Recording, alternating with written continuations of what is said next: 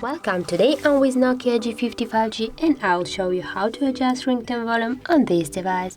So first of all, just go to settings and here you'll find the sound and vibration, tap on that, and just now by swapping with your finger on the left and on the right side, yes, you can change your ringtone volume.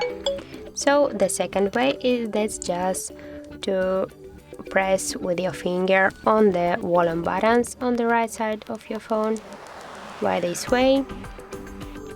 And as can you see, you can tap here to the settings, and just here you will see the ringtone notification volume, so you can just make it by this way.